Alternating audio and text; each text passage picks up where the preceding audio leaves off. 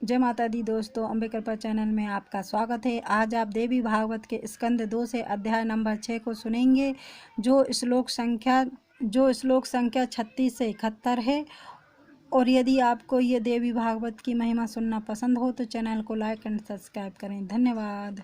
सूत जी बोले, इस प्रकार कहकर कुंती ने मंजूषा में रखे हुए उस पुत्र को लोगों की दृष्टि से बचाते हुए भयभीत भाव से धात्री के हाथ में दे दिया। तत्पश्चात स्नान करके भयभीत वह कुंती अपने पिता के घर में रहने लगी। जल में बहती हुई वह मंजूषा अधिरथ नामक सूत को प्राप्त हुई। उस सूत की भार्या राधा थी। उसने बच्चे को मांग लिया। इस प्रकार सूत के घर में पलकर वह कर्ण बलवान तथा वीर हो गया। इसके बाद स्वयंवर में कुंती का विवाह पांडु के साथ हुआ। उनकी दूसरी पत्नी मद्र देश के राजा की सुलक्षणा कन्या माद्री थी। एक बार वन में आखेट करने में तत्पर महाबली पांडु ने मृग समझकर रमण करते हुए एक मुनि पर प्रहार कर दिया। तब उस कुपित मुनि ने पांडु को श्राप दे दिया कि यदि तुम स्त्री के साथ सत्संग करोगे तो तुम्हारी मृत्यु निश्चित है। मुनि के यह शाप दे देने पर पांडु शोकाकुल हो गए। वे राज त्याग कर अत्यंत दुखित हो वन में रहने लगे। हे मुनिवरों, उनकी दोनों पत्नियां माद्री और कुंती भी सती धर्म का आश्रय लेकर उनकी सेवा करने के लिए उनके साथ ही वन में चली गई। राजा पांडु गंगा जी के तट पर मुनियों के आश्रम में रहने लगे तथा धर्मशास्त्रों का श्रवण करते हुए कठिन तपस्या करने लगे। किसी समय कथा प्रसंग में सम्यक प्रकार से पूछने पर किसी मुनि के द्वारा कहा गया, यह धार्मिक वचन राजा ने सुना है, परंतु अपुत्र की गति नहीं होती, वह स्वर्ग जाने का अधिकारी नहीं होता। अतएव जिस किसी भी उपाय से पुत्र उत्पन्न करना चाहिए। अंशज पुत्रिका पुत्र क्षेत्रज गोकुल कुंडल सहोड़ का कालीन कृत वन में प्राप्त पालन करने में असमर्थ किसी का दिया हुआ इतने प्रकार के पुत्र पिता की संपत्ति के उत्तराधारी कहे गए हैं। इसमें उत्तरोत्तर एक दूसरे से निष्कृष्ट पुत्र है, यह सुनिश्चित है। यह सुनकर राजा पांडु ने कमल के समान नेत्र वाली कुंती से कहा, तुम किसी तपोनिष्ठ मुनि के पास जाकर शीघ्र पुत्र उत्पन्न करो। मेरी आज्ञा होने के कारण तुम्हें दोष नहीं लगेगा। मैंने सुना है कि पूर्व काल में महात्मा राजा ने वशिष्ठ से पुत्र उत्पन्न कराया था।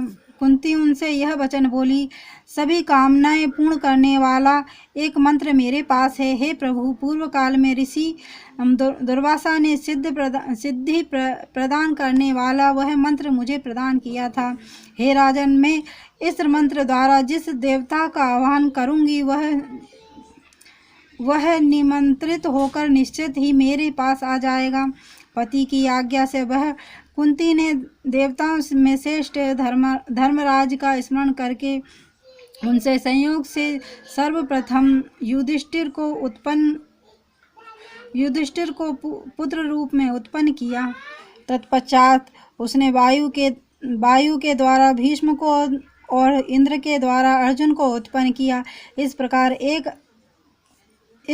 एक वर्ष के अंतराल में कुंती ने 3 महाबली पुत्र उत्पन्न हुए।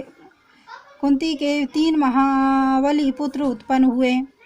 इसके बाद माद्री ने भी अपने पति पांडु से कहा, हे श्रेष्ठ, मुझे भी पुत्र प्रदान कीजिए। हे महाराज, मैं क्या करूं? हे प्रभु, मेरा दुख दूर कीजिए। तब पति पांडु के प्रार्थना करने पर दयालु कुंती ने वह मंत्र माद्री को बता दिया। दूसरी सुंदरी माद्री ने भी एक पुत्र की प्राप्ति के लिए पति से अनुमति पाकर अश्विनी कुमारों का स्मरण करके नकुल और सहदेव नामक 2 पुत्र उत्पन्न किए। हे मुनिवरों, इस प्रकार वे 5 पांडव देवताओं के पुत्र थे। वे क्षेत्रज पुत्र के रूप में उस वन में क्रमशः एक एक वर्ष के अंतर से उत्पन्न हुए। एक बार राजा पांडु ने माद्री को निर्जन आश्रम में देकर अपनी मृत्यु निकट आई होने के कारण अत्यंत कामातुर हो पकड़ लिया। माद्री के द्वारा नहीं नहीं ऐसा कहकर बार बार निषेध करने पर भी उन्होंने बलपूर्वक अपनी उस प्रिया का आलिंगन कर लिया और वे देववश शाप के कारण पृथ्वी पर गिर पड़े। जैसे वृक्ष पर चढ़ी हुई लता वृक्ष के कट जाने पर गिर पड़ती है, वैसे ही वह रानी माद्री भी बहुत रुदन करती हुई गिर पड़ी। उस समय कोलाहल सुनकर रोती हुई कुंती, सभी बालक और महाभाग मुनिगण भी वहां आ गए। इस प्रकार जब पांडु मर गए तब सभी व्रतधारी मुनियों ने गंगा तट पर चिता लगाकर उनका दाह संस्कार कर दिया। तत्पश्चात अपने दोनों पुत्र कुंती को सौंप करके सती धर्म का पालन करती हुई वह माद्री सत्य की कामना से उनके साथ ही सती हो गई। वहां के निवासी मुनिगण जलांजलि आदि देकर पांचों पुत्रों सहित कुंती को हस्तिनापुर ले आए। धृतराज की नगरी हस्तिनापुर में कुंती के आने का समाचार पाकर भीष्म, विदुर आदि सभी लोग वहां आ पहुंचे। सभी लोगों ने कुंती से पूछा, हे सुमुखी ये किसके पुत्र है? तब कुंती अत्यंत दुखित होकर पांडु की शापजन्य मृत्यु का उल्लेख करके बोली, कुरुवंश में उत्पन्न हुए ये सब बालक देवताओं के पुत्र है। उन्हें विश्वास दिलाने के लिए कुंती ने उस समय सभी देवताओं का आह्वान भी किया। तब उन देवताओं ने आकाश में प्रकट होकर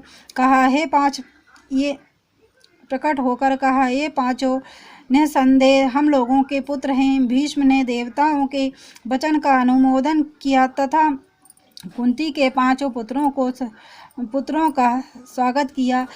तत्पश्चात उन पुत्रों तथा वधू कुंती को लेकर भीष्म आदि सभी लोग हस्तिनापुर चले गए और प्रसन्नचित्त होकर प्रयत्नपूर्वक उनका पालन पोषण करने लगे। इस प्रकार पांडव उत्पन्न हुए और भीष्म ने उनका परिपालन किया। इति श्रीमद्देवी भागवते महापुराणे अष्टादशसहस्रस्यां संहितां द्वितीय स्कन्धे युधिष्ठिरादि नामोत्पत्तिवर्णनं नाम 6 अध्यायः।